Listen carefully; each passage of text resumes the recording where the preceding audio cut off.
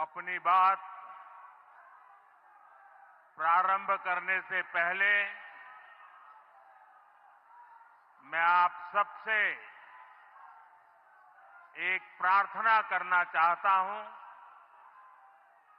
आप जहां हैं वहीं अपने स्थान पर बैठे रह करके ही खड़े होने की जरूरत नहीं है। बैठकर ही 22 तारीख को जिन परिवारजनों को हमने खोया है,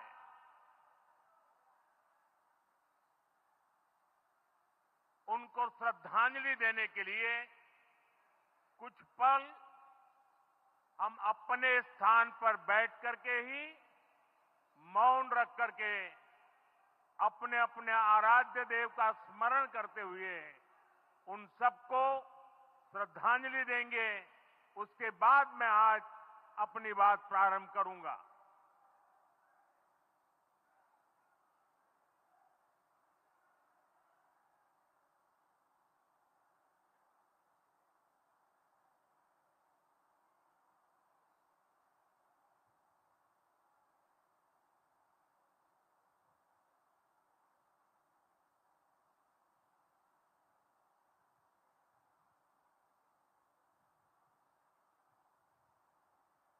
ओम शांति शांति शांति। बिहार के राज्यपाल आरिफ मोहम्मद खान जी,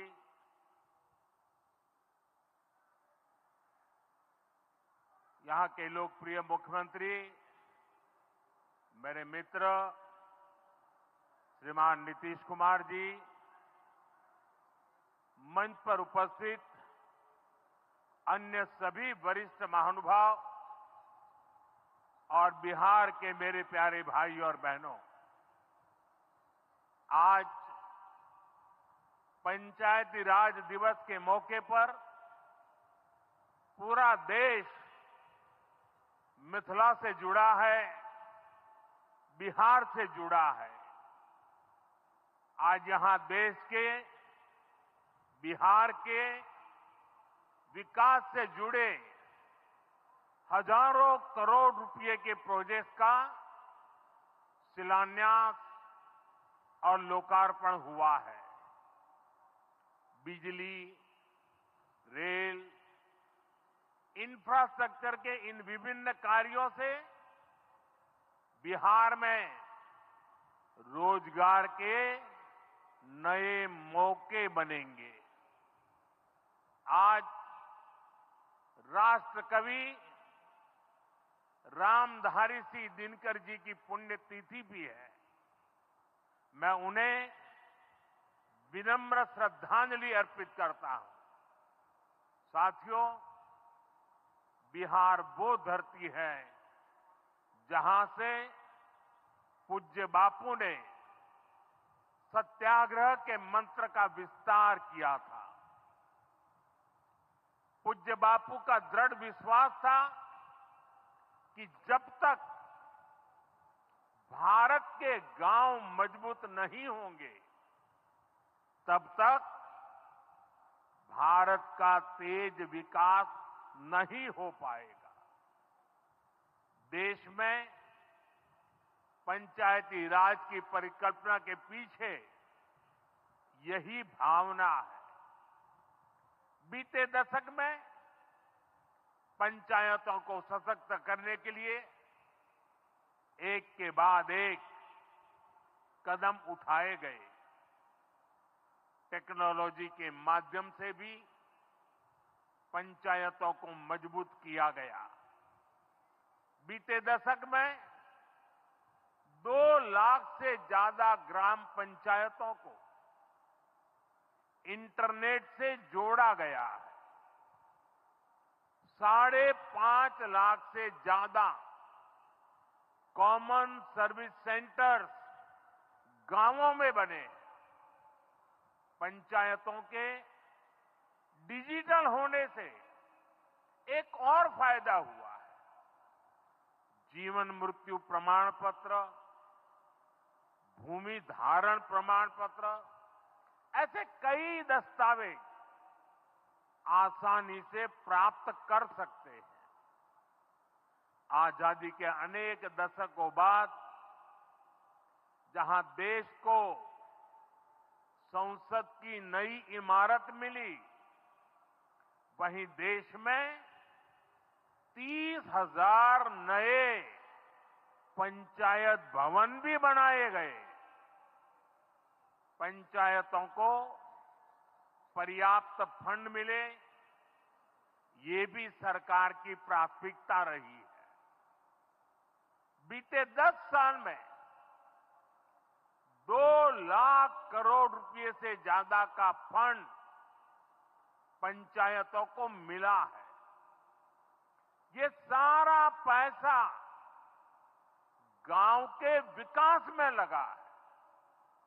साथियों, ग्राम पंचायतों की एक और बड़ी समस्या भूमि विवाद से जुड़ी रही है। कौन सी जमीन आबादी की है, कौन सी खेती की है, पंचायत की जमीन कौन सी है, सरकारी जमीन कौन सी है, और इन सारे विषयों पर अक्सर विवाद रहता था। इसके समाधान के लिए जमीनों का डिजिटलीकरण किया जा रहा है। जमीनों के रिकॉर्ड का डिजिटलीकरण से अनावश्यक विवादों को सुलझाने में मदद मिली है। साथियों, हमने देखा है कि पंचायतों ने कैसे सामाजिक भागीदारी को सशक्त किया। बिहार देश का पहला राज्य था जहां महिलाओं को इनमें 50% आरक्षण की सुविधा दी गई, और इसलिए मैं नीतीश जी का अभिनंदन करता हूं। आज बहुत बड़ी संख्या में गरीब, दलित, महादलित, पिछड़े, अति पिछड़े समाज की बहन बेटियां बिहार में जनप्रतिनिधि बनकर सेवाएं दे रही है, और यही सच्चा सामाजिक न्याय है। यही सच्ची सामाजिक भागीदारी है। लोकतंत्र ज्यादा से ज्यादा भागीदारी से ही समृद्ध होता है, सशक्त होता है। इसी सोच के साथ लोकसभा और विधानसभा में महिलाओं के लिए 33% आरक्षण का कानून भी बनाया गया है। इसका लाभ देश के हर राज्य की महिलाओं को होगा। हमारी बहन बेटियों को ज्यादा प्रतिनिधित्व मिलेगा। साथियों, देश में महिलाओं की आय बढ़ाने के लिए रोजगार, स्वरोजगार के नए अवसर बनाने के लिए सरकार मिशन मोड में काम कर रही है। बिहार में चल रहे जीविका दीदी इस कार्यक्रम से अनेक बहनों का जीवन बदला है। आज ही यहां बिहार की बहनों के स्वयं सहायता समूहों को करीब 1,000 करोड़ रुपए की मदद दी गई है। इससे बहनों के आर्थिक सशक्तिकरण को और बल मिलेगा। ये देश में 3 करोड़ लखपति दीदी बनाने के लक्ष्य की प्राप्ति में और सहयोगी बनेगा।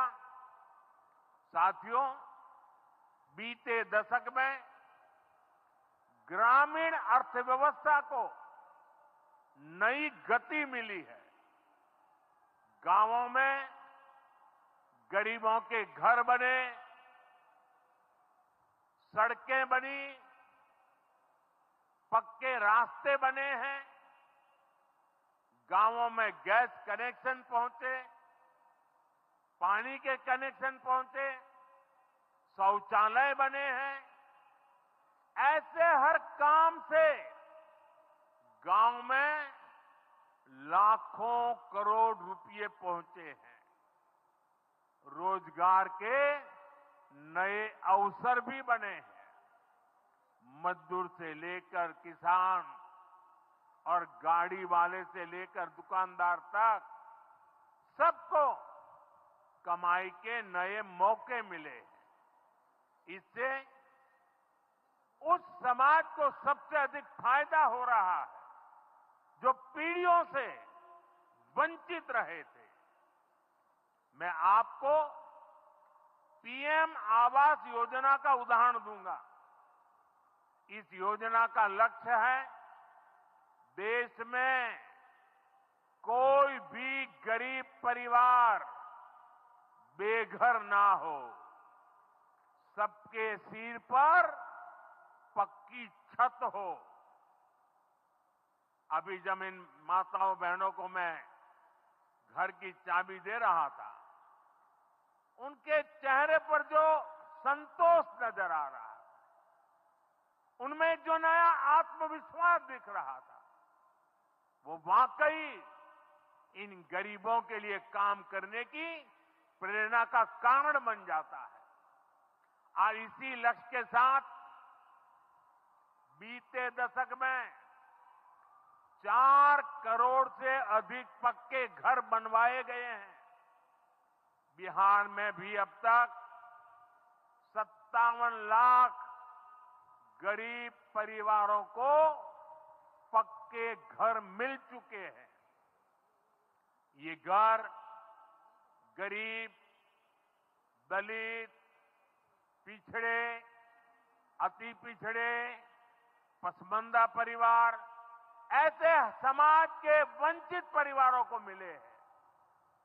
आने वाले सालों में 3 करोड़ और पक्के घर गरीबों को मिलने जा रहे हैं।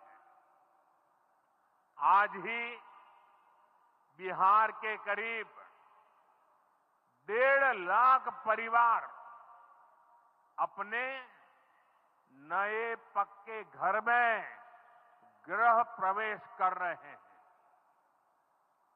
देश भर के 15 लाख गरीब परिवारों को नए घरों के निर्माण के स्वीकृति पत्र भी दिए गए हैं। इसमें भी 3.5 लाख लाभार्थी ये हमारे बिहार के ही हैं। आज ही करीब 10 लाख गरीब परिवारों को उनके पक्के घर के लिए आर्थिक मदद भेजी गई है। इसमें बिहार के 80,000 ग्रामीण परिवार और 1 लाख शहरी परिवार शामिल है। साथियों, बीता दशक भारत के इंफ्रास्ट्रक्चर का दशक रहा है।